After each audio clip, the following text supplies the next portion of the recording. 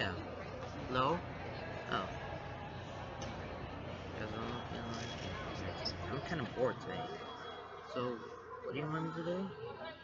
Oh, you want me to read another chapter for the marks we make? Oh, right. Sure. I'll get to work. Okay, bye. Man, people in these days. Hey, what's up, guys? Nice here. Well, I'm still at my college today, but I can't film and hear this whole thing. Remember, it's against the rules. Anyways, let's just get focused on right here and just focusing on this new chapter. Uh, After the Quidditch game, Lance and Keith are getting along with each other, getting along as well now. So I think they could be their bestest of buds of all time. But see how those two get along. Alright, let's do chapter 3.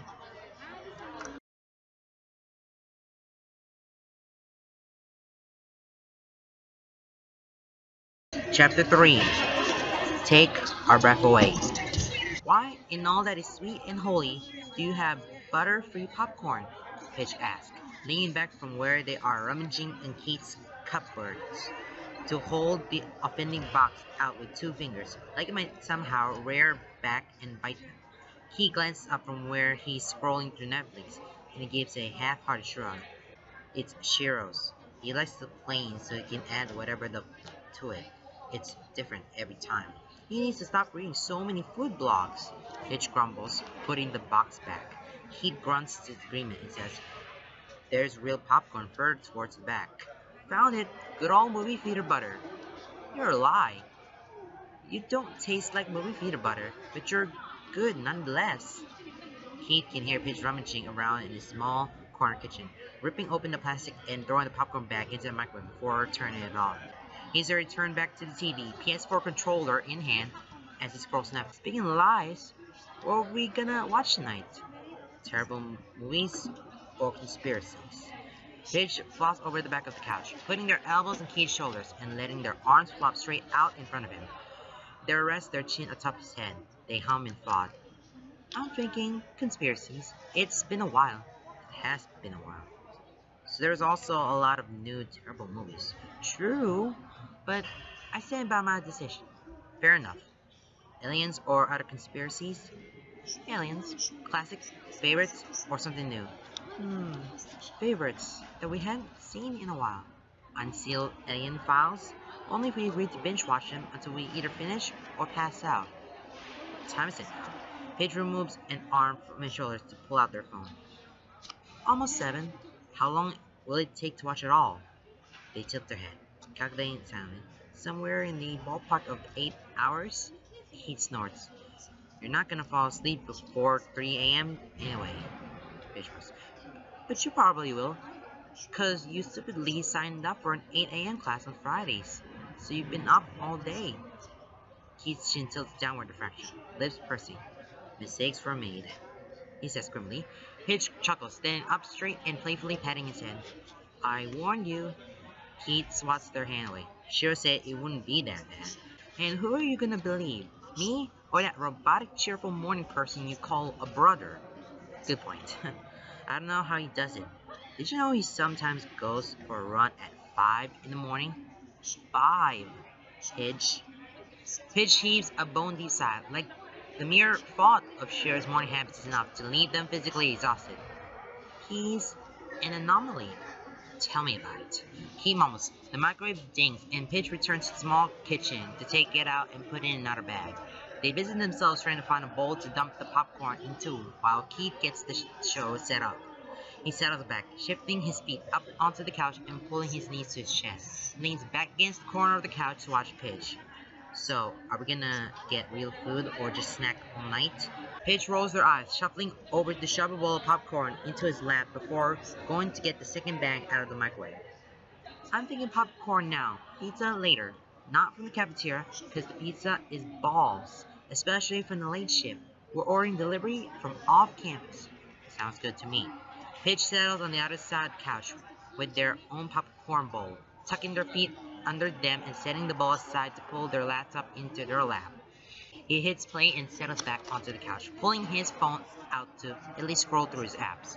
They passed most of the first episode like that, each of them settling into their own spots and wrapped up in their own devices. Keith played Sudoku on his phone with one hand, using the other to lift the bowl to his face to snatch popcorn with his tongue, eyes occasionally darting to the TV. Page's fingers fly away on her keyboard, and the rhythmic tap-tap-tap is familiar and soothing. They look up occasionally, making a face or comment on the documentary, which Keith either responds to with an agreeable grunt or a short remark. It's cozy and it's familiar. They haven't gotten to hang out like this in what feels like forever. They used to do it for days on end whenever Paige came home on breaks, but the months between while they had been at college had been hard. He had missed this more than he had realized. Even now that he's going to the same university and living close to campus, they haven't really gotten a chance to hang out one-on-one. Not between them both settling into the semester and general groove of his class life. Quidditch practice 3 times a week and our general friend activities. Not that he hasn't seen Pidge. He sees Pidge a lot, actually. Their friend group adopted him pretty quickly, and he found himself hanging out with all or parts of them more often than not. They haven't gotten a chance to do this, to hang out one-on-one, in comfort of one of their own homes and not on campus, and to just relax in each other's company. Pidge is the only one he can do this with, and he cherishes these moments. They helped calm him a lot when he was younger, and especially after his parents died. They gave him a place of peace when everything else in his life was unknown and hectic. Pidge managed to do what even Shiro struggled to do, make Keith feel normal again. Pidge isn't the person he goes to when he wants someone strong to ground him. That's Shiro. Pidge isn't the person he goes when he's feeling inexplicably weak and vulnerable and needs someone to provide unconditional emotional support and a few playful distractions. That's his soulmate. Hates having to resort to that, to rely on someone he doesn't know when he's at his most vulnerable. But it's true. Pidge isn't any of those things. Pidge is the person Keith goes when he wants to feel like himself. The person who will gladly pretend like nothing's wrong and give him a much needed distraction when everything is chaos around him. Pidge is the eye of the storm, calm, steady, and reliable. An anchor when the waves are crashing around him, tugging and pulling and threatening to drag him under. Pidge is a keystone in his life, and he loves them for that. Someone he thinks life might be easier if Pidge was his soulmate. That might be true, if he had ever actually been romantically or physically attracted to them. He hasn't though. Pidge is family, and he doesn't have a lot of that left, so he treasures what he has. And like a true family member, sometimes Pidge resorts to casual small talk. So, how are your classes going? They asked somewhere in the middle of episode 3. Keith is nearly done with his popcorn, having snacked on it consistently, but Pidge has barely touched theirs. It's a bad habit they have. They get so hyper-focused on too many things at once that essentials like food, water, and sleep get pushed to the back burner.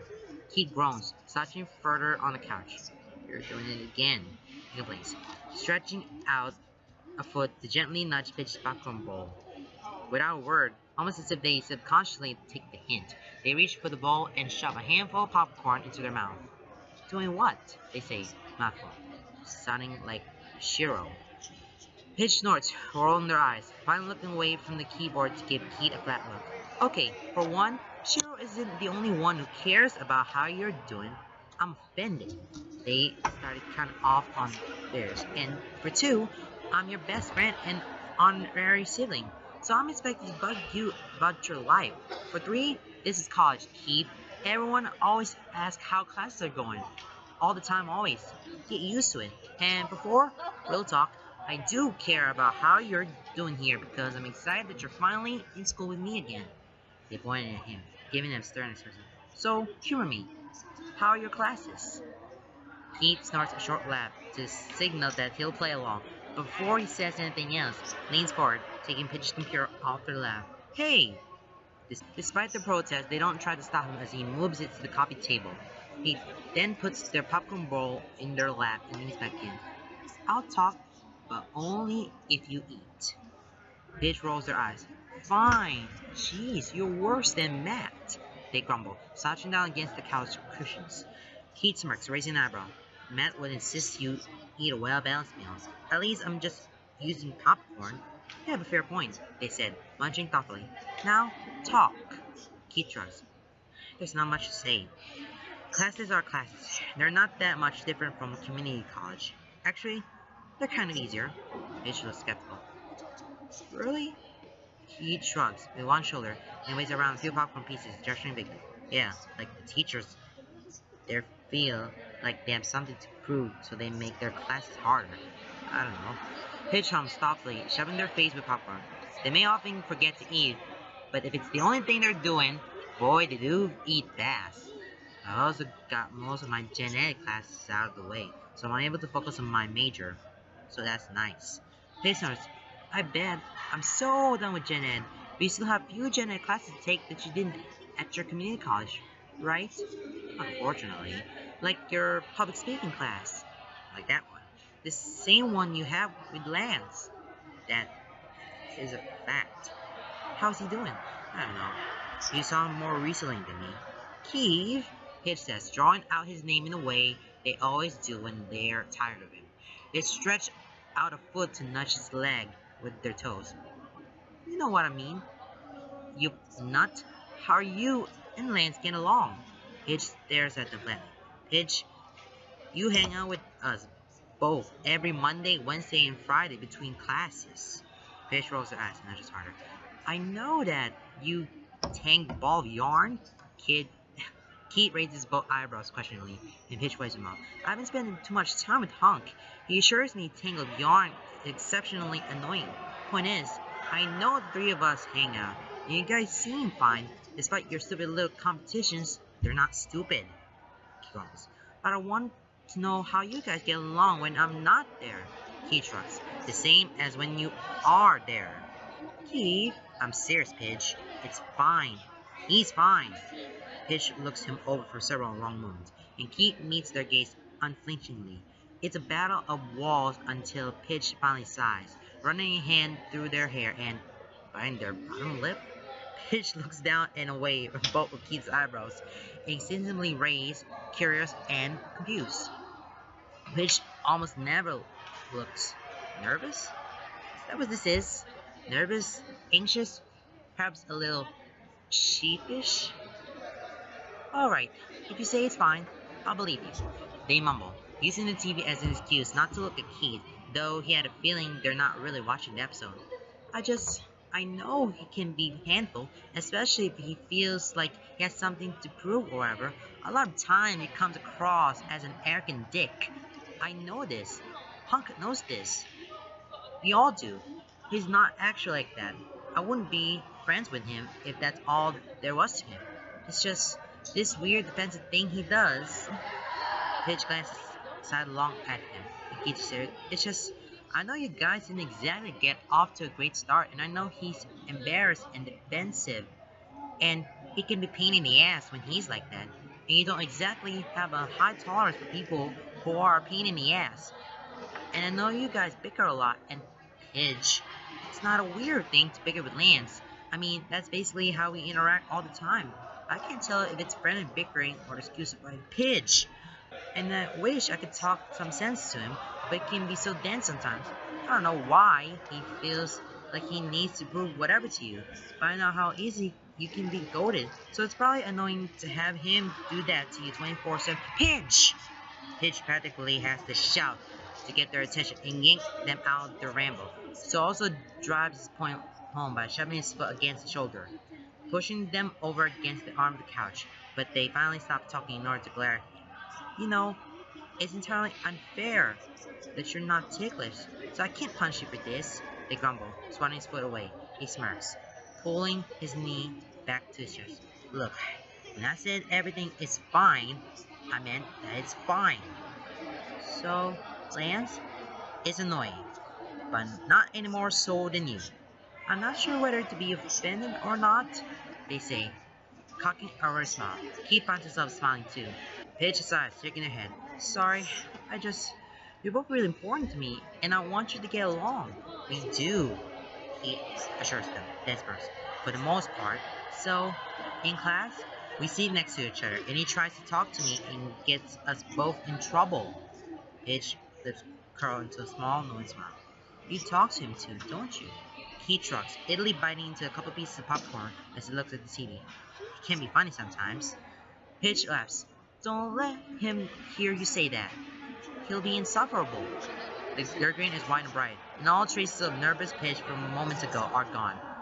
I knew you guys would get along once you got past that stupid smoothie incident. Yeah, we moved past that. It had taken a couple of weeks, but they finally moved past it. Despite mostly getting along while they were in a group setting, they had all but ignored each other in their shared class. Neither of them wanted to bring up the embarrassing incident from the first day, and neither of them had really known how to act around each other without Pidge or the others as a buffer. Luckily, Keith has never been a patient one, and it only took 2 weeks of classes before he got fed up with the tension between them. He had also realized, after calming down looking at it in hindsight, that okay, so maybe Lance had apologized after knocking over his smoothie, but he had been a dick after with Keith's sketchbook. Still, Keith's own behavior might have had something to do with that. Yeah, okay, so he'll still not completely over the whole incident, but it's more from personal embarrassment and actual anger at Lance. It took a long and stubborn talk with Shears to get him to admit that he was just as much to blame for their terrible first meeting, and for him to admit he should probably do something about it. The method of apology had been Shearer's idea. He had asked Hunk what Lance's favorite smoothie is and bought him one on the way to class. He had been fidgety and anxious, preparing to swallow his pride and apologize for being a dick. What he hadn't been prepared for, however, was Lance bringing him a smoothie as well. They had stared at each other, smoothies in hand, both trying to talk over the other before stopping and then starting again at the same time before they had both started laughing. He had been sure that his face was as red as Lance's, and that the whole class was staring at him. It didn't matter. Lance sat next to him that day, and has been ever since. Sometimes, he has to admit that maybe Shearer knows what he's talking about. Sometimes. Since then, a lot of the tension between them has dissolved. They're not best friends, and Keith will still be hesitant to hang out with him one-on-one, but that's nothing new or shocking. He doesn't make friends easily or often. He'd be hesitant to hang out with Hunk, so he's the most genuine and kind person Pete knows. Still, while things aren't perfect, they're good enough they can confidently he doesn't hate Lance, and that's enough to satisfy Pidge.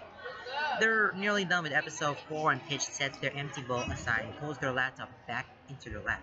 It takes them no time to all get back to typing. It's quick and steady. Only with pauses when Pidge glances out of the TV. Their eyes are hard focused, nose slightly scrunched, tip of their tongue pressed to their upper lip. Knows that look. Pidge only gets like this when they're hyper-focused and super excited about a project. After Pidge angrily pushes their bangs out of their face with a soft growl for perhaps the 10th time in a row, he chuckles, earning him a small glare. Want a headband? The glare lessens into something akin to relief. That would be great, actually. He nods and slides off the couch, scouring his small apartment for his wayward headbands. He finds one on his nightstand and another tossed haphazardly into his dresser. He hands one to Pidge, who takes it with a muttered thanks before putting the other on himself, pushing his hair out of his face. Normally his hair doesn't bother him, but there are just some days when it bothers the ever-living out of him to have it hang in front of his eyes. Tonight is one of those nights. It's a relaxation night. He can't be asked to bother with his hair, and apparently neither can Pidge. As soon as their hair is secured away from their forehead, Pidge is hunched over again, fingers flying. He doesn't think they realize it, but when they get really focused, their keystrokes become like music, rhythmic and precise, rising and falling as he steps a tempo to some song that they only are private to. Keith's eyes see them for a moment before leaning. What are you working on? It looks like they're sending an email, but it's filled with paragraphs and calculations and graphs and a ton of things that Keith doesn't really want to read. Keith pauses at that, shifting slightly so their back is more to the arm of the couch and their laptop is turned a little away from them. Keith eyes them curiously, and Pitch looks away, lifting a finger to scratch at their cheek. I had an epiphany recently about my SM's Hoover engine theories. I realized some of the mistakes we made in our late night calculation. Keith smirks. Imagine that, not being able to think properly at 4 in the morning. Pitch rolls her eyes, smiling slightly as they shove his shoulder. Shut up. Anyway, I ran some of the numbers again and gathered some data, and I'm really not going to get into the meat of it with you because you wouldn't understand anyway. I should probably be a little offended, but honestly, you're probably right. He leans back, gesturing to his own arm. So, why don't you just, you know? And that's when Paige turns sheepish. They look down at their computer, at the TV, at the coffee table, across the room. They reach up to scratch the back of their neck. Well, it's a lot to just write out on my skin, you know. And I'm not very big, so I don't know if I have enough room. It's not like I can use my back or something. So I asked for their email. He gazed at them, jaw gone slack and eyes wide. You asked for their email? Yes. Okay, stop. Before we get into it, you said you weren't going to ask for personal information until you either meet naturally or you were older. I know that. I know. And I still stand by it. I still don't know their name. You asked for their email, but not their name? Yes. Okay. Keith, hear me out. God. Keith! Paige somehow manages to shift their laptop aside and launch themselves across the couch to slap a hand over Keith's mouth. Just listen to me, okay? He stares at them, though slightly narrowed eyes, but obligingly nods. They sigh and lean back. Okay, look, I just been thinking about it, and I know we talked about how neither of us were going to ask personal information about our SMs and just wait for the universe to naturally bring us together. We had a pact, Pidge. A pact we made when we were kids.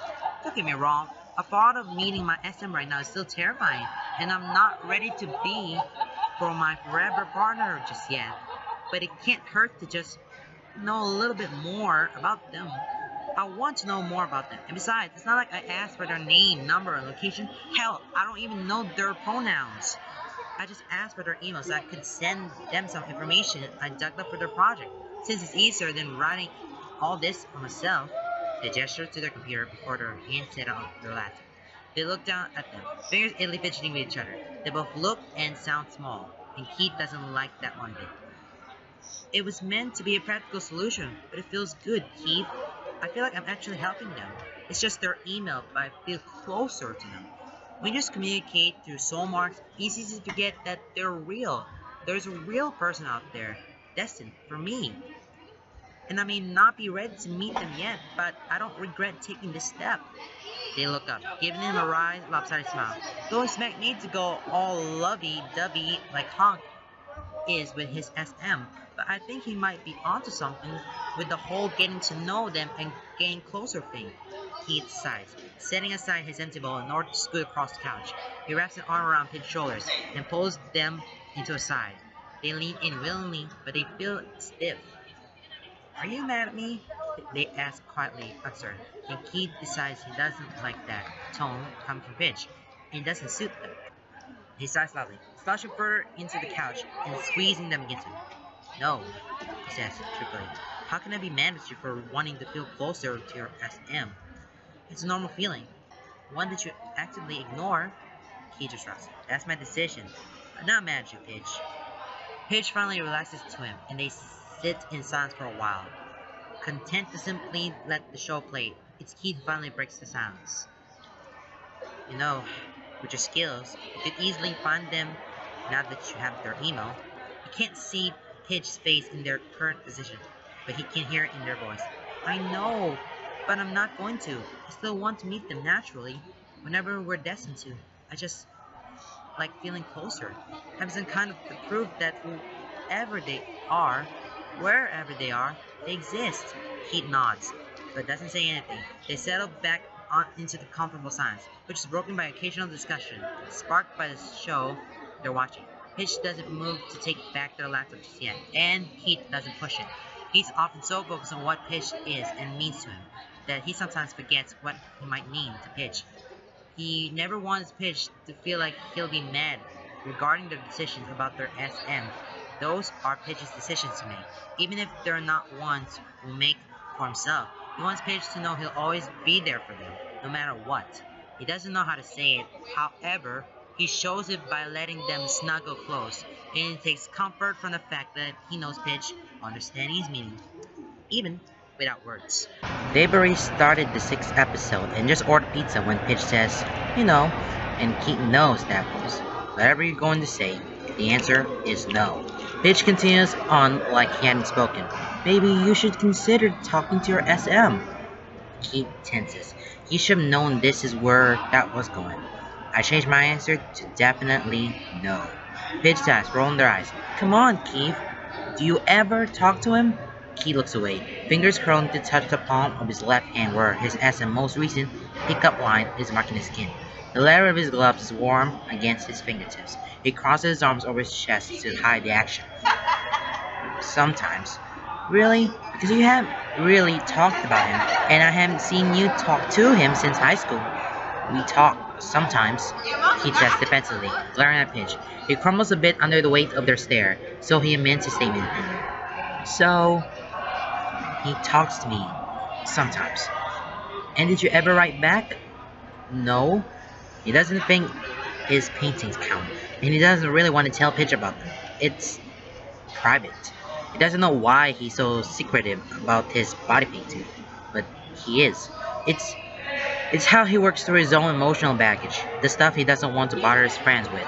As hasn't being able to see it and feel it is just a side effect, and it's just he likes having his SM as his sole audience.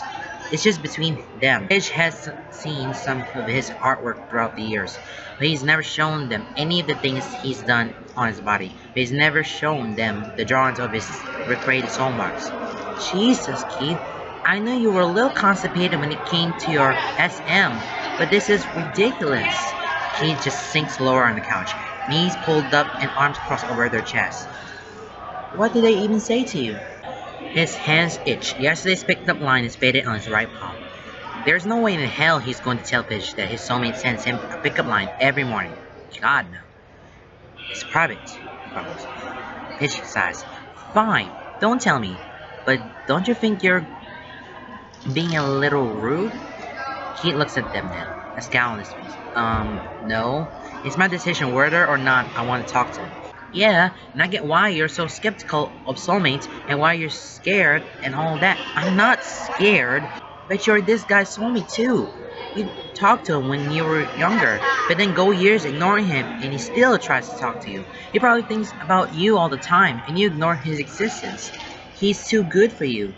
Pidge, they shrug. I'm just saying, he seems a little mean. Maybe you should try talking to him a little. Learn something about him. Give him a little piece of yourself so he doesn't feel so alone. You don't know he feels alone. I know I would, if my SM was like that, they say softly, not looking at Keith.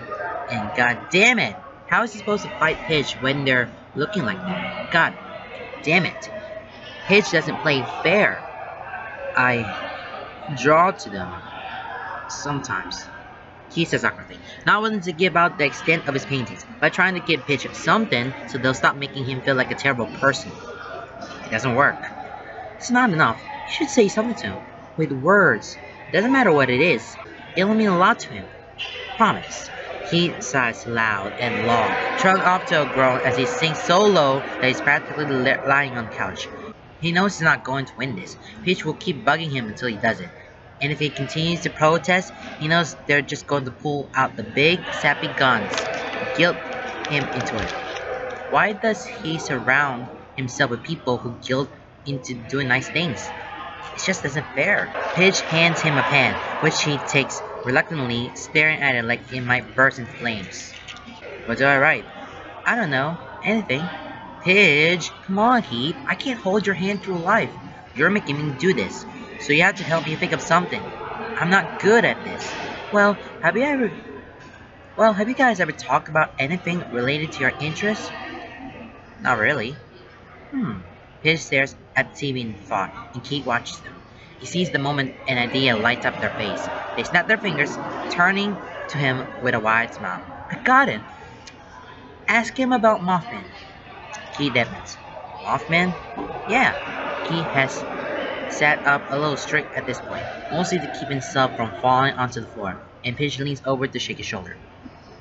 Keith, Mom," they repeat, like that they will somehow get him to understand. He just stares at them until they continue. Think about it.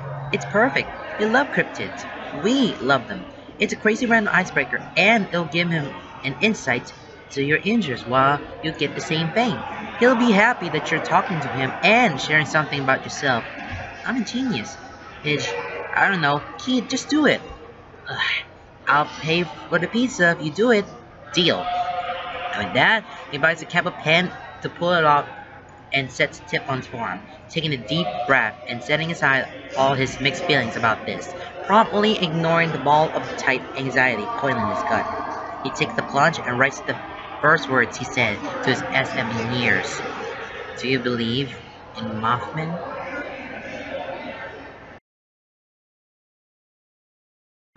As far as I could tell, that he had been talking to his soulmate, or soulmate's Lance, for years, and they weren't getting along with each other for a while, and they hadn't met them.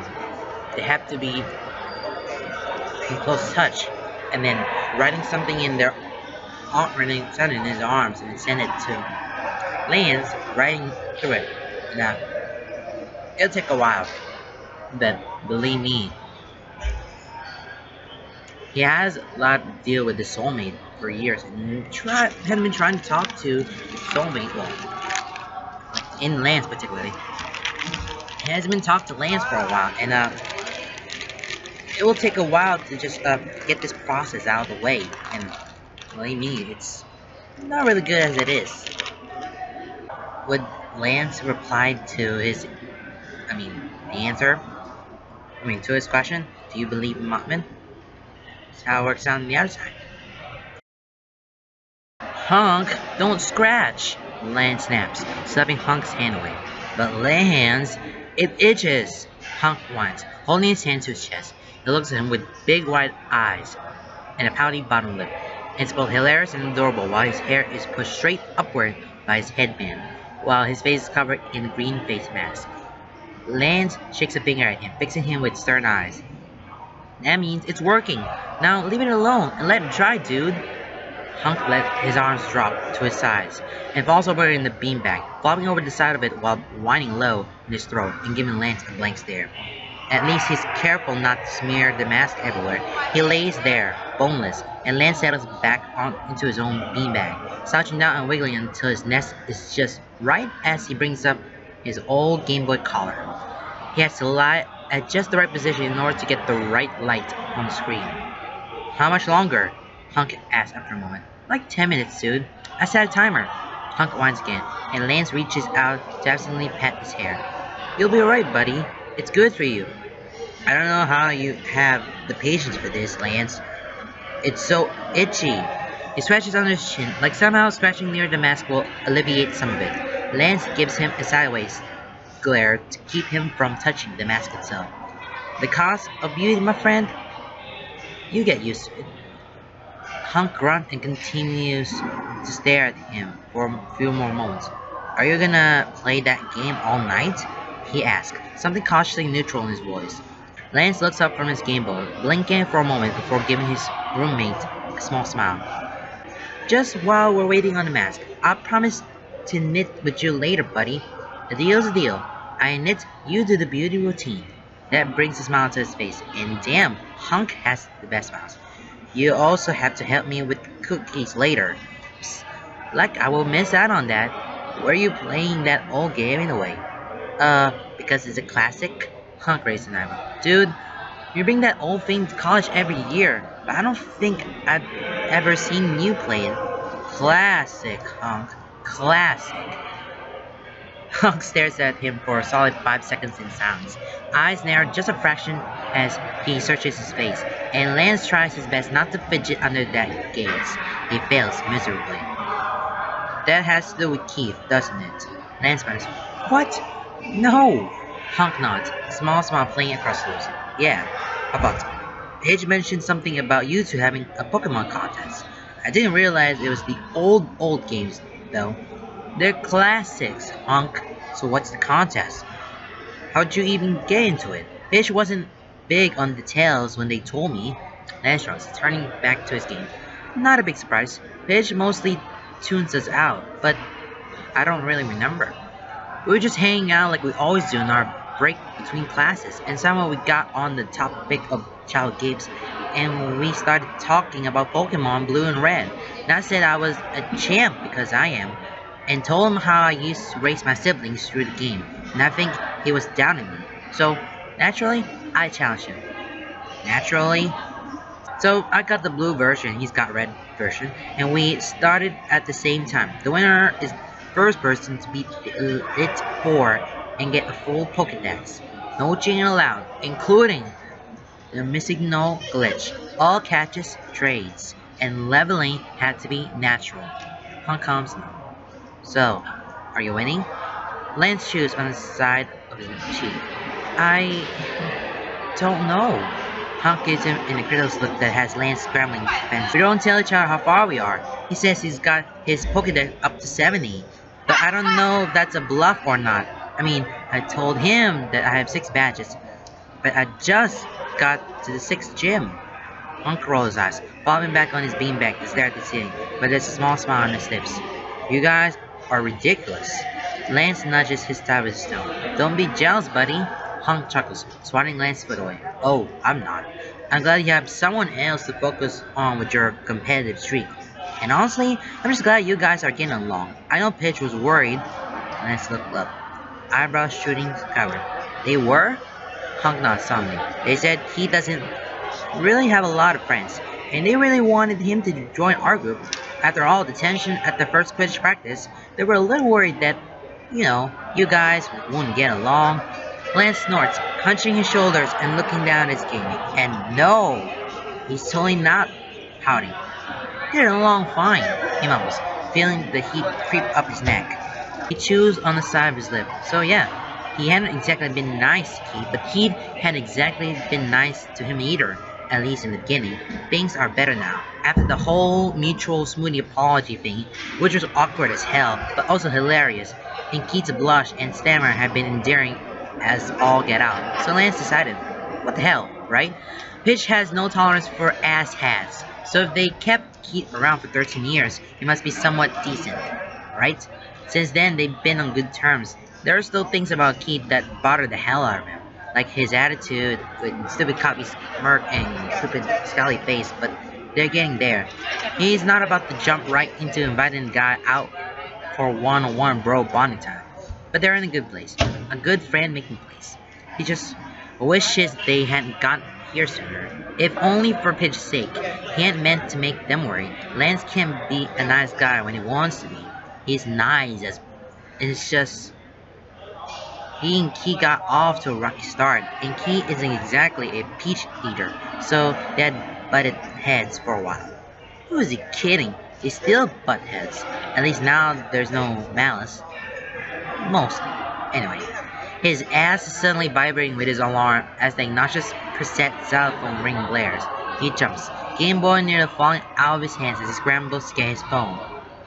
Finally!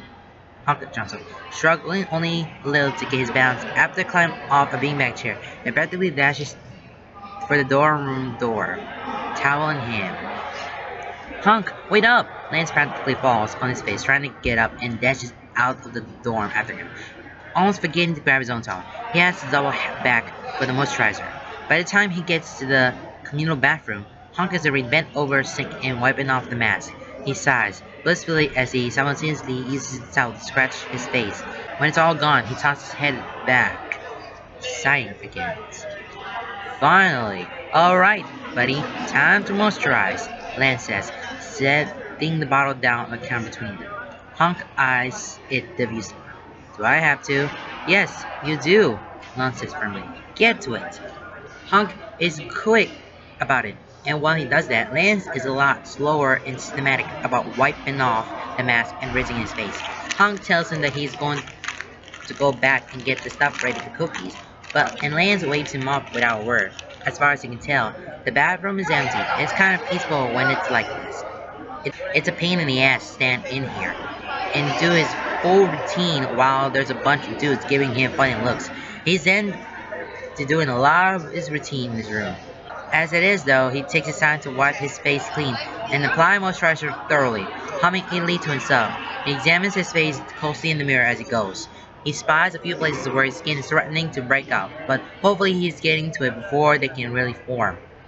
He's wiping the last of the moisturizer down over his jaw and to his neck when he feels the first telltale prickling on his skin. His breath hitches. When he feels it, the strange yet familiar tingling of his soul connection. His left arm immediately shoots out, palm up as his eyes break hungrily over his bare flesh. Excitement bubbles up inside him, and a smile is threatening at the corners of his lips. It's been a little over a week since his soulmate has drawn anything. It's not that he's worried. His SM has gone longer periods of time without drawing anything before. He knows that logically. They probably started school or something recently, and they were anxious about it. So it's entirely possible that they're just busy. Life gets in the way of things sometimes. So he's not worried exactly. He just, well, gets lonely in the longer periods of silence. He never gets words from his soulmate, hasn't in years. So the parents and drawings, and they're the only connection he has is the person he's destined to be with. Without them, he really likes it when they paint, okay? Even if he knows it's not for him, he can't help but feel like it's a private moment between them, and he treasures that. So as the singling starts up about halfway down his inner forearm, he finds himself holding his breath, eagerly awaiting the first stroke of color. He ends up getting the last thing he's expecting. Words. His breath hitches, stomach flurrying rapidly as his heart launches itself up in his throat. Words.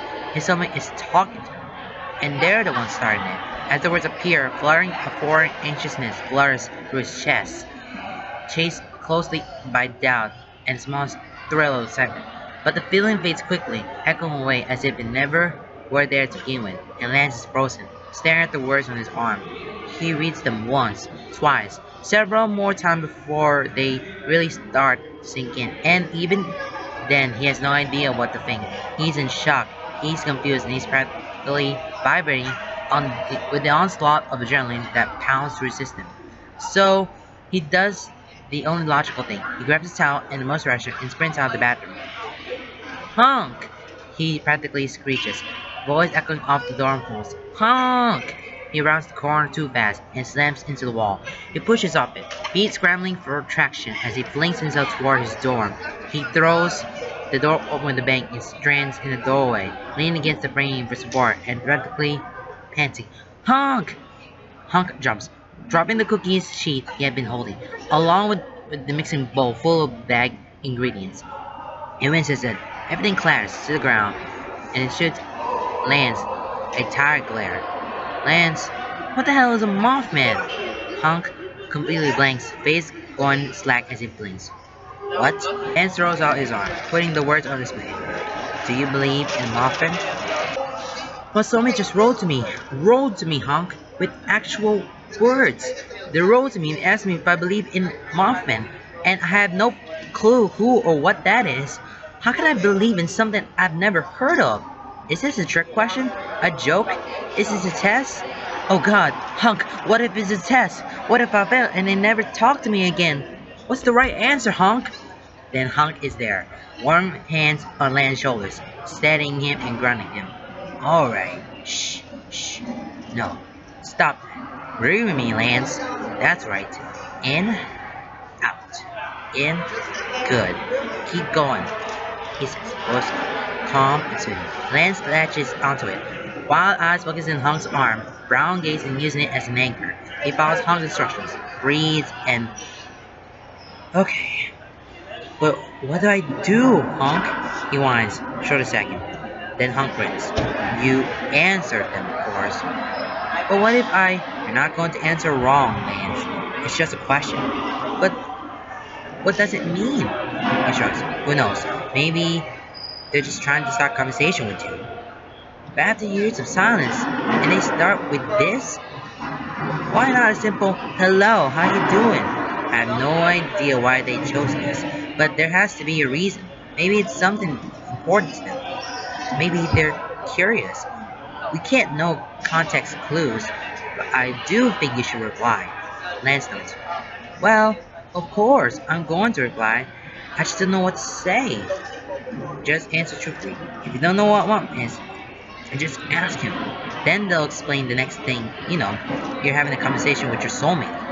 Hank sounds just as excited as Lance knows he should be, and he finds it infectious. His lips split into a wide grin, and he breathes. Yeah, okay, there you go. That's the Lance I know and love, Hank says, with a quick shake of his shoulders. Lance, as Hank steps away and grabs a pen from his desk, handing it to Lance. Now, go get your woman, man, person, soul person, Lance says. Eloquent, Hank. Shut up and write something. Lance pauses, pen tip hovering an inch above his skin. His brow furrows, and he bites his bottom lip at Hank through his glasses. Hank, what if I f this up? He asks quietly. They're so distant and cautious, and I feel like I'm only going to get one shot at this. What if I f***ed up?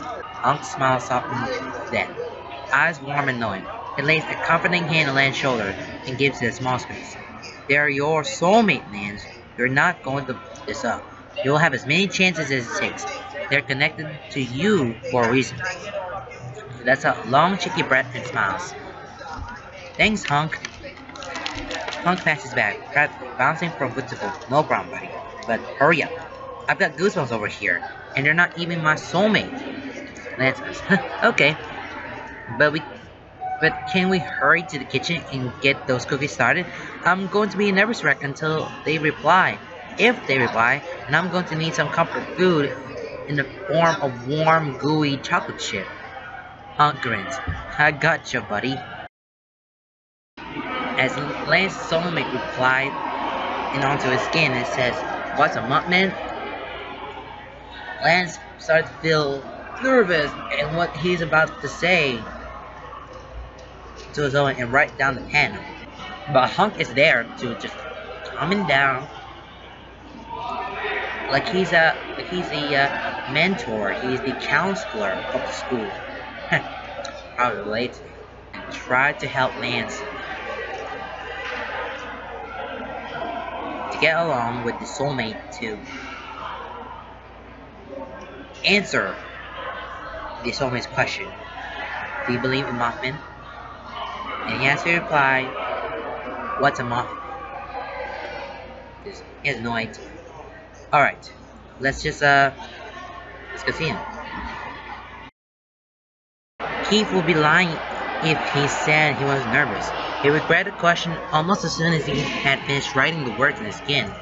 Oh god, why did he let Pidge talk to him into these things? This was a terrible idea.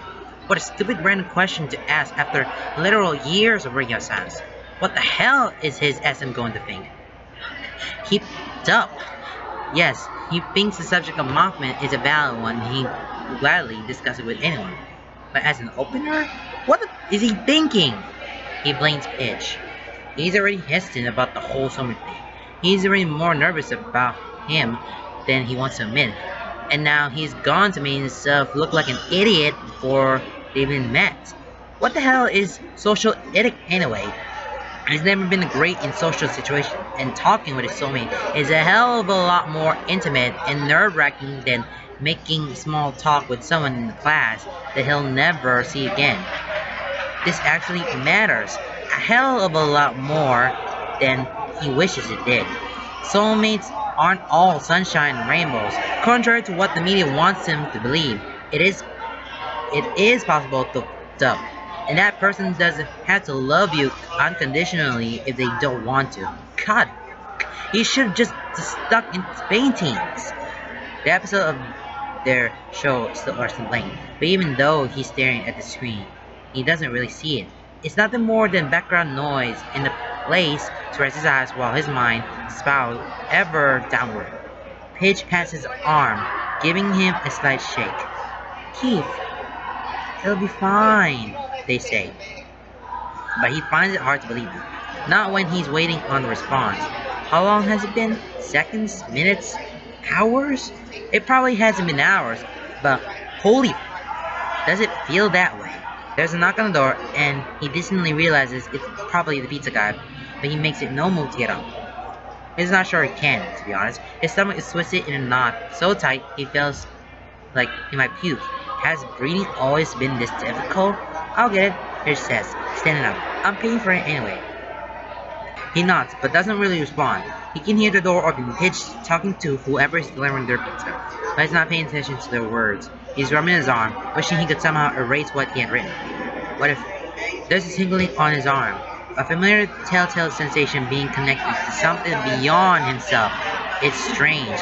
Not like a twitch or an itch, but a light tingle that dances accurately across his skin. He keeps his hand on his arm, eyes closed as he tries to breathe, and the sensation of a phantom hand presses into his flesh. His chest clenches, stomach fluttering with nervousness, excitement, doubt, and a strange, absorbed, determined confidence. He realizes with a start that these aren't his emotions. These are his soulmates. They're so close to what he's feeling that they dance through him like shadows of his own, twisting and riding together like mirror images.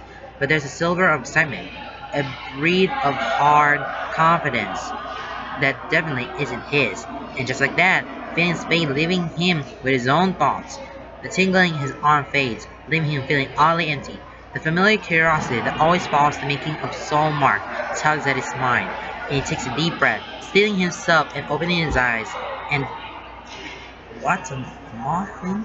The words appear under his own in a familiar script, messy but legible. He gapes at it. The tension and anxiousness that had previously been coiling in his stomach relaxed, only to be replaced with a new sort of heat. Pidge! He calls out slowly, voice rising a little at the end. He doesn't look away from his arm, but he can hear Pidge saying goodbye to the little boy. Pidge! What? Pidge, he wrote back. Keith! Holy! They promptly slammed the door shut. What did he say? They asked, already hurrying over the couch. They don't bother going around. Instead, they step over the back of it and lower themselves to the cushions, practically tossing the pizza onto the table. Pidge, look! Keith snaps, shoving his arm toward Pidge. Pidge, what the? Pete grabs his arm and tugs it toward him.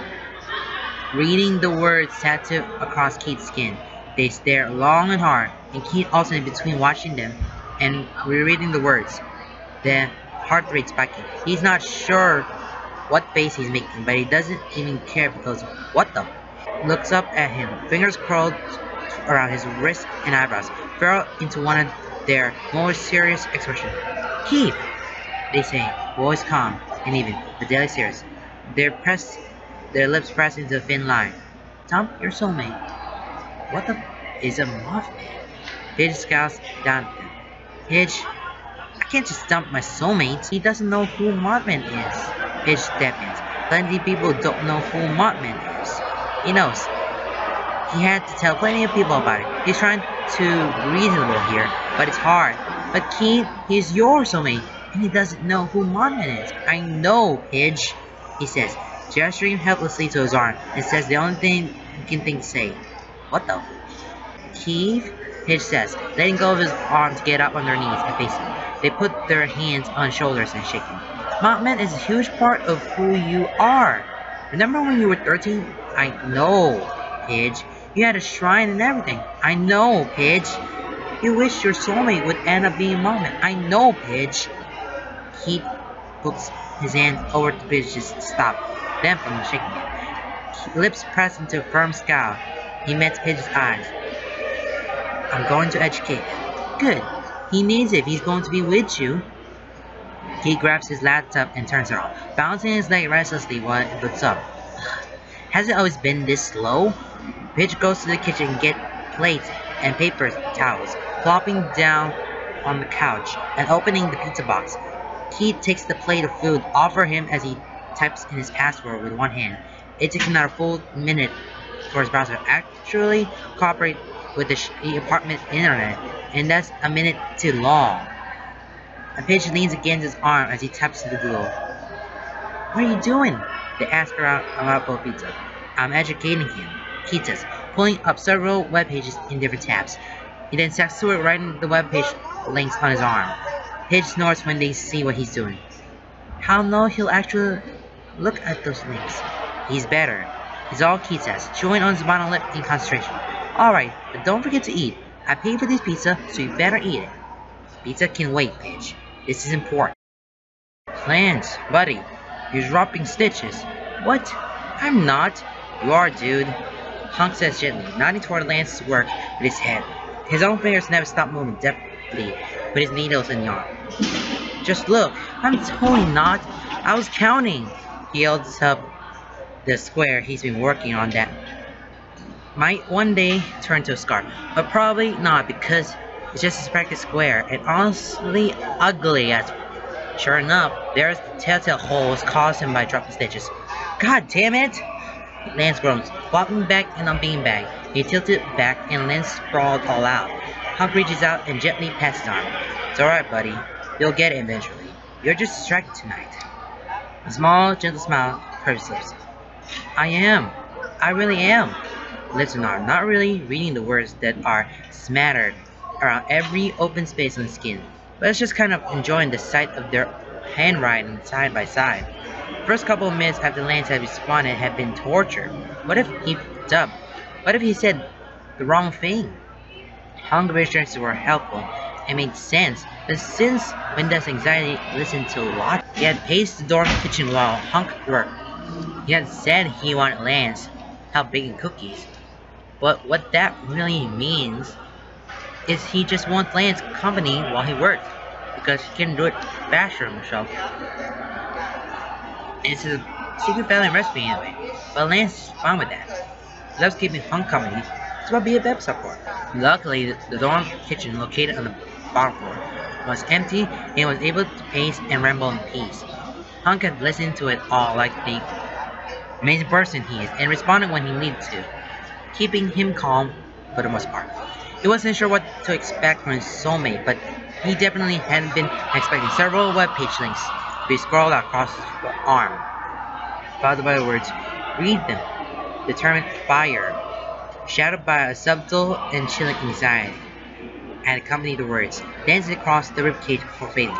He had laughed, mostly filled with relief, and had probably been insufferably excited after that, balancing on his toes with the word vomit just oozing out of his mouth. It's a terrible habit when he worked up. And the most part is he's aware of it, but he can't stop. Luckily, Hunk isn't his best friend for nothing. He's full of nothing but warmth, acceptance, and the pure essence of goodness. And he just laughed and offered distraction for him so he can't get too worked up while the cookies bake. He even let Lance lick the bowl because he's amazing like that. He did, however, have Lance do the dishes, but that was only fair. Half an hour later, they made it back to their dorm, plate of freshly baked cookies in hand. Lance had wasted no time throwing himself back down into his beanbag chair and pulling his laptop to him, opening up several tabs and typing in all the websites his SM had sent him in one hand. Hunk, bless his soul, had been amazingly supportive and also dedicated to keeping their roomie night on track. They had ended up sitting in their designated beanbags. Lance's laptop in Hunk's lap so he could read the web pages aloud while he knitted. He's good enough to multitask like that. Meanwhile, Lance slouched in his seat, eyes and hands focused on his knitting while listening to Hunk. The whole time, Hunk occasionally shoved a warm cookie in Lance's mouth. Lance got a few more rows done, though he couldn't still figure out how to keep it consistent, and some rows ended up too tight while the others were too close. And the two of them learned a lot this thing called Mothman from the 60s. Hunk nudges with his leg, with his foot and says sternly, "Come on, Lance, back to work." But Hunk, no buts. You're never going to get any better if you don't practice. You want to be able to make Christmas presents this year, don't you? Lance sighs. That had been the goal. Yes.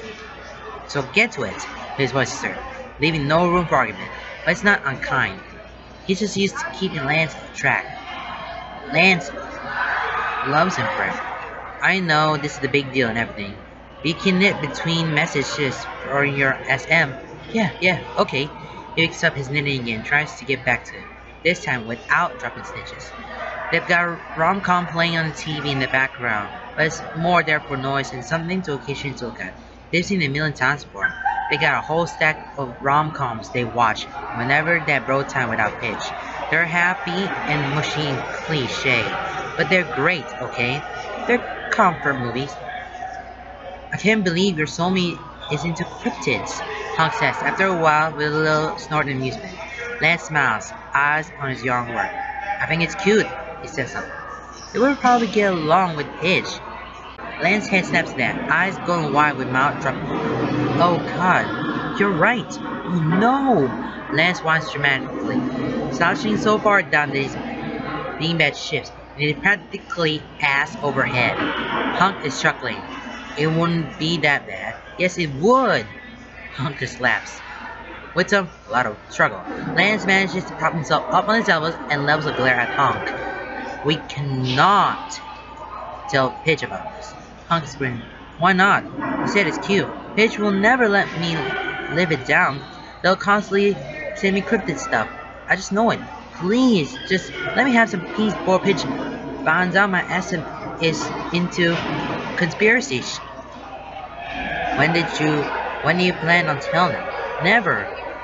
But they can find out when they meet them. Aw, but Pitch, please, Hunk.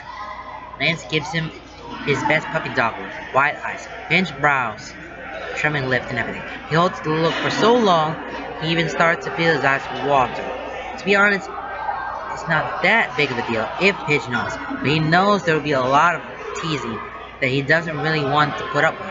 Not when the whole talking to his SM, this is still new and he's still struggling to believe it's real. He's suddenly extremely glad Pitch decided to hang out with Keith tonight instead of them. Hunk apologizes by smiling a little, and his eyes are lit up with amusement. Alright, fine, I won't tell them. Thank you, but you have to find a way to hide all those marks, or they'll find out on their own. No, wait, aren't Pitch and Keith going to see Matt this weekend? With Keith's brother or something? Oh yeah. Was that this weekend? I think so. Well then, it looks like you're off the hook. Thank God. I know that look. Your soulmate is writing, aren't they? Lance isn't even aware he has a my soulmate is writing to me look. Apparently he does. Because Hunk is right. The telltale tingling starts up on his right arm, along with that passionate turned fire that Lance is starting to get used to. The anxiousness has faded and has been replaced with the defensive incredulousness that Lance finds incredibly adorable. He knows his essence is passionate. He's always been able to feel that in their paintings. They feel things so strongly and deeply, and he admires that about them. But he's never thought he feels that passion while they wrote about conspiracies, and it's simultaneously adorable and hilarious. He feels like he's finally been given a new piece of puzzle that makes up his SM, and he couldn't be happier. He loves his own discharge. He loves and treasures them, and absolutely adores the closeness when he feels when they're working. But this is different. This is words and handwriting and undeniable proof that there is a person at the other end of this connection. A real, breathing, living person with interests of their own. He hasn't seen this person in years. They fell out of this kind of contact towards the end of high school, and he hasn't gotten anything but John since. He doesn't know what's changed to make them start using words again, but Lance isn't going to question it. His left arm is completely void of space, so it's not much of a surprise that his SM starts writing on their right. What is surprising is that their handwriting is still just as neat and orderly and pretty as before. He really shouldn't be surprised that his SM is ambidextrous, seeing as they've painted beautiful things on all parts of their body, clearly showing that they can use both hands. But a little thrill runs through Lance anyway. It's a little thing, but something they have in common. What's written in his arm, however, has him laughing. What about Bigfoot? Lance doesn't ask, but he's leaning over so he can see. He's naturally curious and nosy, but Lance doesn't mind. He's never malicious about it. Plus, it's nice to share his excitement with his best bro. Lance grabs the pen he's been keeping behind his ear, bites off the cap, and scribbles out under SM's words. Sorry dude, but Bigfoot is a hoax. At first, he had been a little nervous about blatantly disregarding his SM beliefs. He didn't want to offend them in some irrevocable way, but he didn't find any actual anger in the emotions that filtered through their connections. just an incredulousness and a desire to prove themselves right. It's cute and fascinating. And Lance found himself answering honestly, purposely provoking them a little just to get more of that response. I'm happy for you, bro, Hunk says suddenly, drawing Lance out of his thoughts. He glances at his roommate, who's staring at him with a gentle, earnest expression. His voice had been so soft, and that for a moment Lance questions whether he had heard it all. I know you've been waiting forever for your roommate to talk to you. This isn't exactly what we expected, but I'm happy for you. Then he smiles, small and honest. Thanks, bro. His arm tingles and looks down. There's proof. The words are written quickly, the spark barely having time to flash through Lance's chest before fading. Proof that can be easily faked. So yeah, he's going to his SM a little bit, but hey, he's being true to himself. Like Hong said, this is his soulmate. After all, if they can't put up with his goading, then why aren't they connected to him in the first place? There has to be something you believe in. Lance is busy thinking about that, trying to figure out if there is something he believes within this topic. He's come up with nothing when he starts to write again. Aliens? He smiles. Bingo. Now that's something I can get behind. I mean, space is so huge. There has to be something else out there. Being alone would be kind of a drag, you know? Yes, exactly. We barely even explore in our own solar system. Who's to say there isn't intelligent life in the next galaxy over? Feels a whisper of satisfaction flit through him. A strange sort of pride and happiness chasing at his heels. Oh god, he made his SM happy. He did. You can feel it. Holy sh! He hasn't felt this. Relevant since they were both younger, and Lance had used to comfort them whenever he felt the dark emotion filter through their bond. Hunk! He had suddenly staring at himself. How did you know when it's okay to ask your SM more personal questions? Hunk summoned thought, lowering his knitting to his lap. He looks up at the ceiling, then shrugs. I'm not really sure. It just felt right, you know. I could feel it in her, that she was ready, and she could probably feel it in me. We've been talking for a while, and it's just... He tries again. It was just right. Lance sighs. He was hoping for a more concrete answer. You'll get there someday, buddy, he says gently. Lance gives him a small smile. Yeah, I know. He can't rush these things. Not with his SMs in particular. His SM isn't like Hunk's. They're hesitant, reclusive, independent, and suddenly scared of their bond. He knows. They've tried to hide that bit of information from him, but he's felt it. Or at least enough that he's been able to put two and two together. He needs to be patient with his soulmate. Wait for them to be ready. Like approaching a spook annual. How's Chase doing, by the way? Lance asks. Because this is their bro night, and it's only fair that he asks about Hunk's SM too. It's not just to be polite. For all he knows, Lance likes Hunk's SM. He likes to live vicariously through their relationship. Hunk's face immediately softens, and he looks back down with his knitting to hide the blush that Lance knows is creeping under his dark complexion. She's fine. Good. She's good. God, he always gets so flustered when he talks about her. It's adorable. Lance says it. Did I tell you that she joined her school's British team? He asked, glancing up to peer at Lance sideways. Lance sat up straight, which is typical given the misshapen form of his chair. What? No! Hunk, that's great! He's grinning, and Hunk must find it infectious because he's sitting up straighter and his smile is widening. I know, right? She thinks she made a good keeper, but not because of me. That's just what she thinks she'd be good at. She used to be a soccer goalie, you know. So she should be pretty good. Lance gaps loudly, slapping his hands down on his beanbag to help himself straighter as he turns to Summon. Hunk, do you think we'll end up playing against her? Hunk hunches his shoulders, a big, tilting his head sheepishly as he scratches his head. That's kind of a hope. Yeah. Oh my god, that's adorable. Hunk groans, but it's good nature when he says, Lance, stop. Not a chance, buddy. Do you think she goes to university nearby? I don't really know. We'd never talk about it. You could ask her, you know. I know, but we like keeping some of the mystery, you know. Like, we know a lot about each other and we've changed names, but we agree not to look at each other up online or to give away our locations or arrange a meetup or anything, cause we still want to keep the surprise alive. You know, we don't know when we're destined to meet, but we kind of want to find out the old-fashioned ways. Lance feels all warm and fuzzy inside because that's absolutely adorable and so incredibly Hunk, and he can respect the kind of decision. Yeah, I gotcha, buddy. You two are just a couple of saps. Hunk laughs at that, rubbing the back of his neck. Yeah, I guess we are. Bet she's beautiful. Hunk looks down at his knitting project, with half-lit eyes and a small smile. I know she is. Lance looks away when there's familiar tingling on his arm, and glances at it as the words form. What about the moon landing? Real or fake?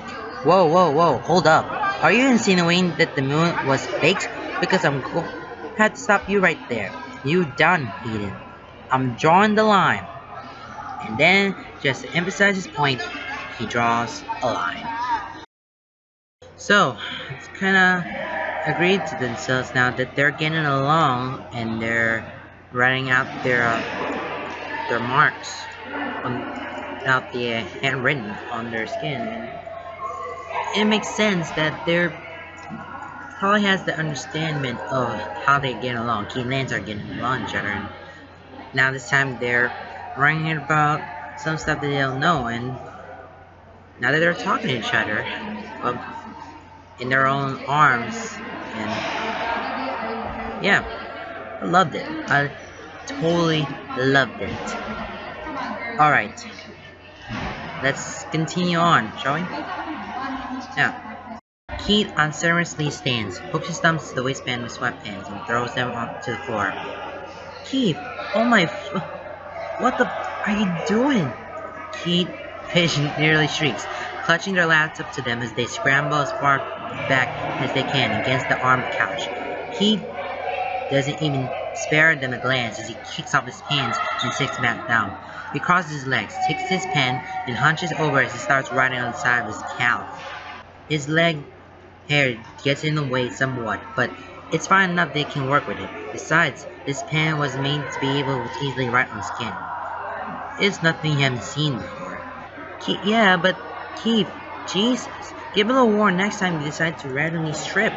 Paige grumbles, setting back down, putting their laptop back on their crossed knees. Just about give me a heart attack. They eye him curiously, and he can see them lean closer out of the corner of his eye. What are you doing anyway? He's defending the moon landing, Paige. Keith spurred. I'm going to change his mind. Couldn't you have just used your arm? Not enough room. Your assistant's going to think you're nuts. I don't care. In spite of his earlier nerves, he can say this easily. He can feel his essence whenever he writes, and he knows that he's not thinking Keith is crazy. Whenever he writes, this little fluttering of amusement and pure, uninhibited joy dances through his chest. There was doubt there too, and some anxiousness and weariness, but that's mostly faded now. Now it's mostly amusement, and even though Keith can't believe his soulmate is practically mocking him for believing that things he does, he can tell it's not with malicious intent, and the little silver pride and happiness that comes in the wake of feeling that his essence joy is all his own. Paige has gone back to write up their email to their SM while Keith sits to work, scribbling everything he knows about faking of the moon landing on his leg. He has to climb up to his thigh at one point, but he gets it all down. When he's done, he makes a small sound of satisfaction and caps his pen, leaning back against the couch. Let's see him argue against that, he says, glancing over at Paige with an easy smile. Lips quirk into a small smile of their own. This is cute. Keith immediately scowls at their hands. What? Paige shrugs, vaguely gesturing to him while they turn back to their computer. Just, you're finally talking to your SM, even if it's about nothing important. It is important, I know, but not in the grand scheme of soulmate conversations. It's just nice seeing you like this. Like what? Keith, you've been smiling. I have not. I almost never see you smile when your soulmate is the topic of conversation. That's not true, he argues, but he knows it is. It's been a sensitive subject, one he doesn't like to talk about. He doesn't really like talking through his feelings, especially when he doesn't really understand them himself. Keith, His voice is soft and weirdly serious. He doesn't hear that from them often. He looks at them, eyebrows raised. They're not looking at him. Their eyes are on the TV screen, but they're unfocused. I know the whole soulmate thing is complicated for you, especially after what happened with your mom, but you really promised me something? He purses his lips, scowling but saying nothing. He's not sure what to say. Something about Pidge's voice it's got his attention. They look at him then, amber eyes, intent and wide and framed by tight lids and pinched brows as they bore into him.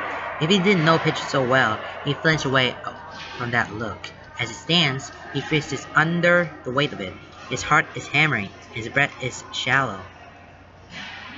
Keith, I'm not asking you to ask him about himself or to push the whole meeting thing, but if the opportunity presents itself to learn more about him, to meet him, promise me you won't run. They hold up a hand when Keith opens his mouth to speak. He snaps it shut, glaring at them. Just promise me you'll give him a chance, okay? The universe wants you together for a reason, so don't fight it if it... Just promise me you'll give him a chance, okay? The universe wants you together for a reason, so don't fight it if and when it happens. I don't want you to sabotage yourself because you're scared of something that might never happen. Their voice is so small, so serious, so earnest that Keith finds himself choked up and words die in his throat. When he opens his mouth, he finally sighs, looking away. I promise, Pidge. Thanks, Keith, they said, reaching out and putting a hand on his arm. I just want you to be happy, you know. He met their gaze again. A smile stopped playing across his lips. I know, Pidge. They nod, patting his arm. Good. Now, how about some dessert? We literally just finished dinner, he says, gesturing to the empty pizza box on the coffee table. Do I really need to repeat myself? So, how about dessert? Keith laughs, pushing himself to his feet and padding across the apartment in his boxers, socks, and hoodie. I got some cookie dough in the fridge. Now we're talking. Raw? Duh! It's one of those packages of sugar cookie dough that's already cut into circles with little designs on it, depending on the season. A childhood favorite. He and Pidge used to see who could sneak more pieces before Shiro and Matt managed to put the rest in the oven. He grabs the package and heads back to the couch, settling down and tossing it to Pidge to open while he grabs a blanket off the back of the couch and pulling it over his legs. Nearly a whole episode goes by and the cookies are nearly gone before he feels a tingle running across the flesh of his calf. It's the opposite leg than the one he wrote on earlier. A strange sort of excitement bubbles up in him, and he's not entirely sure if it's his or his soulmate's, but he pulls back the blanket to look, reading the words that are tattooing their way across his flesh in quick, messy handwriting, and Pidge, Keith says, sticking his leg out between Pidge and their laptop. Pidge leans back, blinking in surprise before taking Keith's leg and turning it so they can read the words, working their way across his skin, sternly defending the government and media's claims about the moon landing. They looked up at him, then expression set into something serious. He's a sheep, they deadpan. He's a gullible, closed-minded sheep. The rest of the evening is spent finishing the TV series, arguing over the logistics of what's explained, and the case is broken up by Pidge, scribbling on their arm to their SM and Keith arguing with his about the moon landing on nearly every available patch of skin he can reach. Pidge is right, and Keith ends up falling asleep first, wrapped up in the blanket and curled up on the couch. He's losing consciousness when he feels the soft tingle across the inside of his left wrist. A warmth of soft affection and gentle happiness fills his chest, spreading out through his limbs before fading, and he falls asleep to the echoes of it without looking at the words. Good night, Space Cadet. Wow. It's a kind of a soothing and more of a emotional, soft emotional chapter that I read, and it's kind of figured out that they're kind of talk to each other, and soulmates were talking to each other, and feel the sense then through their body and their courses. Even if even Keith wrote this down on arms and his legs and his calves, and whenever he wrote, it replies it to soulmate's body, and get the reaction But it sounds like, and this is what it feels like when you have a soulmate with somebody. I mean, that's the whole point of the story, of getting to know each other. They're soulmates. I mean, the general point of soulmate. How are you holding up? I feel sick. I might be sick. Why am I here? I'm leaving. This is stupid. Keith, don't you dare. You're not even meeting him. You're just observing from afar. It'll be fine. I promise. Cheryl, I'm not ready. But I think getting coffee was a good idea. I'm already a wreck, and now I have a caffeine high. My hands won't stop shaking. Help. Cute. That's not helping. I can't believe my baby bro's going to find his soulmate before you. How does that make you feel? Proud? Ugh, I can't do this. So, you said several times now, but have you actually left? That's not the point. You'll be fine, Keith. You're not even at the same place as him. You just observe him from afar. See who he is. He doesn't know you're there, so there's no pressure to actually meet him yet. You can take your time with this. Soulmates are a big deal, and no one is rushing you into this. But I am proud of you for taking this step on your own. I know how difficult this is for you. Thanks, Cheryl. Anytime, babe, bro. Tell me if he's cute. Stop. Knocking dead. Oh my god. Sweeping off his feet. Why are you like this? Because I'm distracting you. Now it's almost time for him to be there. You're welcome. Look alive, Space Cadet. I regret telling you anything. Good luck. Thanks. Keith sighs, putting his phone face down on the table, but keeping his hands on it, tapping the case recently. His other elbow is on the table as he leans forward, chin resting in his palm. His eyes scan the street outside. If the opportunity represented itself to learn more about him, to meet him, promise me you won't run. When he made that promise almost 2 weeks ago, he had no idea that the opportunity would arise so quickly. He hadn't been thinking that it wouldn't happen for years. He didn't think the universe would fit him together with his soulmate until much later in life. At least he had hoped that would be the case. He hadn't expected the words Los Acrores, 6:30, Wednesday, to come scrolling across his arm in the familiar handwriting yesterday afternoon, with barely a thought or emotion to tag along. Had he not made that promise to Pidge, he probably would have thought nothing of it. It wasn't uncommon for his SM to occasionally write reminders to himself, and for those reminders to transfer the key. He usually didn't think about them beyond how to cover them up while they fit. But this time Pidge's voice was in his mind, making him question whether or not he was missing opportunities, whether this was one of those opportunities they made him promise he wouldn't ignore. A quick Google search told him that Los Acrores was a restaurant in town. He really shouldn't have been surprised. It is his soulmate after all. He probably wouldn't be his soulmate if he lived across the country. Odds were that he's close. Still, that didn't stop the confirmation from making him stare at his computer screen in frozen shock for a solid 5 minutes, while his heartbeat bruises into the underside of his ribs. He very nearly did nothing about it. Nearly. But his promise to Pidge in his own sickeningly frustrating curiosity got to him. But he couldn't. He couldn't meet his soulmate. Not yet. He wasn't ready. The idea of it very nearly sent him spiraling into a panic attack, and he had to call Cheryl before his shallow rats had got too bad. The compromise had been Cheryl's idea, satisfy his nagging curiosity and his promise to Pidge by going there to see his SM but staying safe and secret by not telling him he'd be there. He had seemed so simple, but while Keith had still been anxious about it, he's impulsive by nature. He had seemed like a good solution, that he know who his SM is, and would hopefully have a little control over the whole thing. He wouldn't have to deal with commitment until he's ready. He could maybe try to get to know his SM before they found out who he is. Maybe he could get his SM to love him for him, and not because they're bound to whatever the... He's getting ahead of himself. He hasn't even seen the guy yet. The coffee shop he's sitting in isn't one he normally would have chosen. It's a lot more mainstream and crowded than he usually likes. If anything, he would have grabbed his coffee and split, but right now he's here for the location. The coffee shop is right across the street from Los Acroiris, and he's chosen a seat in front of the wall-length window that gives him a clear view of the restaurant's front doors. So far, he hasn't seen his roommate. He's not really sure what to expect. Some people have said they just knew when they saw their SMs for the first time.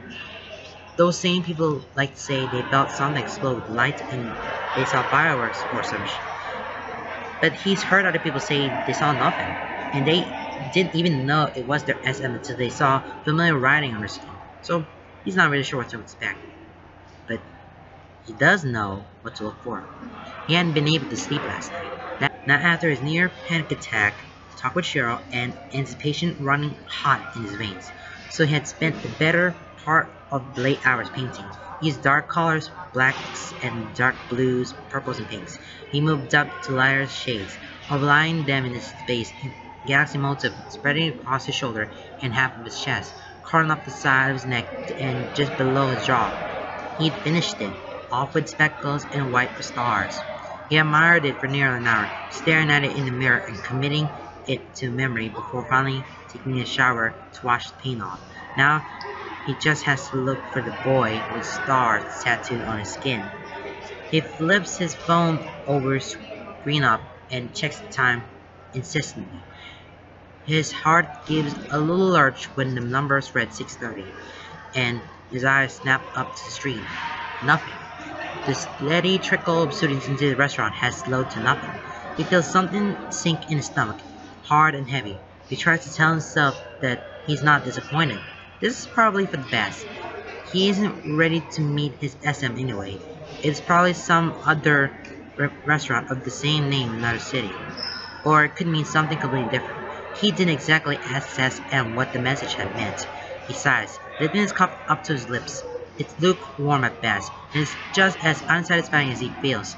His lip curls as he swallows, but he does it anyway because he might as well. He can't exactly ruin this moment.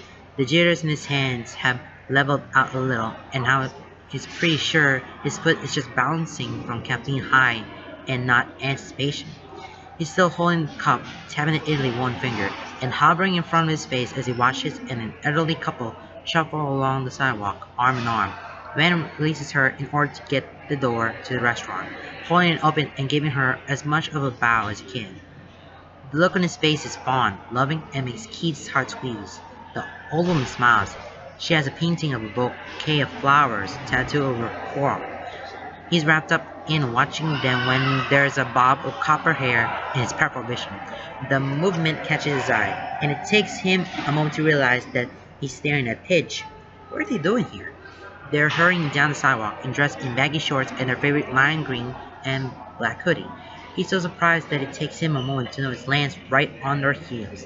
His hands are in his pockets, hoodie open and sleeves rolled up to his elbows. He looks like he's in insignificantly less of a hurry, but Keith has a suspicion that only because his legs are straight or longer. They're talking, but he can't hear them or read their lips. All he knows is that Pidge looks agitated and Lance is smiling easily. Keith frowns as they reach the restaurant's entrance. Lance jogs around Pidge, reaching for the door and holding it open for them, much like the old man had done for his wife. Lance's actions are a lot more dramatic and have an edge of mockery when he half bows. Pidge just rolls their eyes and steps into the restaurant. Lance laughs, shoulders shaking as he follows them. The doors swing shut and Keith can't see them anymore. It takes him approximately 5 seconds to realize that he's dropped his coffee and that it hit the table before falling over. The lid stayed on, but it's slowly leaking out, dripping off the edge and onto his lap. He jumps, chair scooting back with a loud scrape. He fumbles for the napkin dispenser on the table, grabbing a few in a fist clench, way too tight and roughly rubbing his cheeks. His gaze is flickering to the restaurant across the street.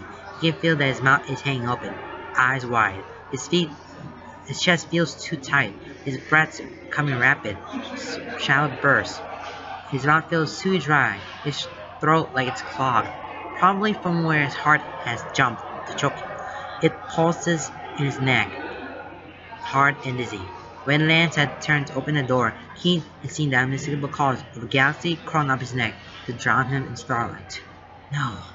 Keith found himself whispering, his voice sounded shaking for it. No. No, no, no. He tossed the napkins aside, riding his coffee cup before forgetting about it to grab his phone. Maybe he had seen it wrong. Maybe his eyes were playing tricks on him. There's no way that was Lance. Maybe that wasn't even Pidge. His thumbs are trembling as he taps out the message. Hey, are you in town right now? At some Mexican restaurant? He hopes that sounds casual or normal enough. He clutches his phone with white knuckles as he waits, leg bouncing restlessly in time to his rapid heartbeat. He stares at the building across the street, like if he stares hard enough, he might just be able to see through it and the people inside and find out what the f is going on. There's no way. He had seen him wrong. He's known Lance for weeks now. He's never seen. He ready to talk about this. He's never felt it around Lance before, right? He doesn't know what it he's supposed to feel, but surely he would notice if he felt it around Lance. Infuriating, frustrating, cocky, smug. He frantically searches his memory, trying to remember all the paintings he's done lately. If he had been able to prove that they weren't on Lance, Gonzo would not then. He says, perhaps a little too loudly. When his phone suddenly buzzes his hand, he jumps and scrambles to unlock it and read the message. He feels his heart sink. Yeah, Lance and I are at loss. Why? How the hell did you know that? I just thought I saw you a minute ago. Oh yeah, probably. Sorry I didn't notice you. We were late because someone takes 84 years to get ready. What are you guys doing there? The Spanish department likes to host these Spanish-only dinners for the students. Something about trying to get us to practice Spanish in a different setting and forcing us to socialize or something. It's as a credit though, so worth. I wasn't going to go, but Lance dragged me here. Though I wouldn't have agreed if I had known he was going to make us late. He's reading over your shoulder, isn't he? He was. Someone asked about his most recent soul mark though, so he's distracted for the moment. I mean, the whole galaxy painting thing is really cool, but don't tell him I said so. You would probably like it though. I've officially heard him gush about it in English and Spanish, and I don't know how much more I can take. Keith, don't let me hang. I'm bored already and I don't know any of these people. And those I do know, I don't want to talk to. Lance is no help. He knows and talks to everyone. Keith? Sorry, I was distracted. You alright? Gotta go. I'll talk to you later. Alright, I'll let it go for now. But I've got my eye on you, Kogani. Keith has to leave. Feels like he doesn't get up and move he's going to. He doesn't know what. He'll pass out? Throw up? He definitely feels like throwing up. He stands up too quickly and gray dots dance around the edges of his vision as he stumbles toward the door, barely remembering to throw out his coffee cup as he passes the trash. The fresh air helps. It hits him straight on. A welcoming rush of sun, warm air, and underlying edge that promises autumn. He has to pause once he's outside. His vision is clear, but his knees are shaking. His legs feel like jelly. There's a ringing in his ears, and everything else sounds muted. His vision is hazy, like everything is too bright and out of focus. His stomach is rolling, gut clenching, chest tight, but he's pretty sure he's out of vomit territory now. He stumbles to the side and leans up against the outside of the wall of the coffee shop, using it to prop himself up. He leans his head back against the bricks, closing his eyes as he focuses on his breathing. In, out. In, out. You got this, Kogani. It's no big deal. It's just Lance. Oh god, it's Lance. Shh. Damn, it's okay. He'll be okay. He's part of your new friend. I can't avoid him. I can't avoid him. My soulmate's already in my life. I can't avoid him. No, he'll be okay. He doesn't know. It's just a no. Only you know. And you. His phone buzzes in his pocket, and he ignores it. That is, until it buzzes several more times. His eyes snap open in agitation, and he digs it out. He's ready to turn it off to ignore Pidge, but his breath hitches when it's just Cheryl. He doesn't want to tell anyone, but the knowledge is eating up him inside. He feels trapped. He had hope finding out who his soulmate is, who would give him more control, but instead it feels like any control he had was an illusion, that he's been cruelly and carelessly ripped away, leaving him raw, exposed, and way too vulnerable to be staying out in public. He's a mess. He can't process this. He needs to tell someone, or else he fears he'll just start screaming wordlessly here on the street, and that would draw way too much attention to him. Or, God forbid, Lance's attention. Oh God, what's he going to do when he sees them again? He needs to get out of here. Out of here. He can't go home. Home has his pains, his sketchbooks. If he's alone, he'll think about it. He doesn't want to think about it. He can't. He pushes off the wall. Dom's moving across the keyboard as he goes to where he parked his bike a couple blocks over. So, how did it go? Keith? Keith, it's 6:50. Surely you'd seen him by now. Did you see him? Did you find your soulmate? Yes. And? Is he cute?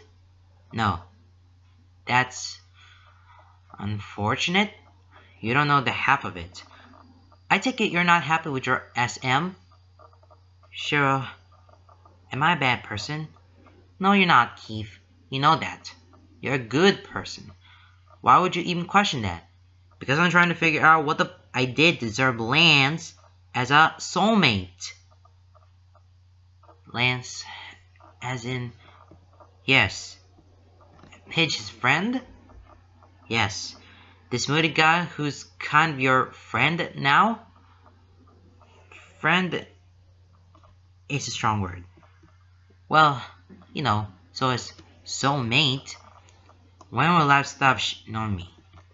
Keith, I'm not sure it's not that bad. You're just caught off guard because you already know him. You just need time to adjust to the idea.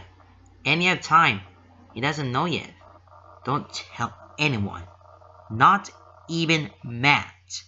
I won't, Keith. Don't worry. It's not my secret to tell. Have some faith in me. I'm coming over. I figured as much. Will you be staying the night? Probably. I'm hiding the ice cream. That's fine. I'll make two. And the peanut butter. Why can't you let me suffer in peace? As your brother, I can't, in good conscience, let you do that to yourself. Ugh. Please drive safe. You tend to speed more than usual when you're upset. I promise nothing. If you don't make it here in one piece, I'll get pitched to reanimate your corpse so I can kick your ass for eternity. Even when dead, you won't let me rest in peace. I'm your brother. It's part of the job description. Thanks, Shiro. Anytime, little bro. Just make sure you get here alright. Okay. And that's it.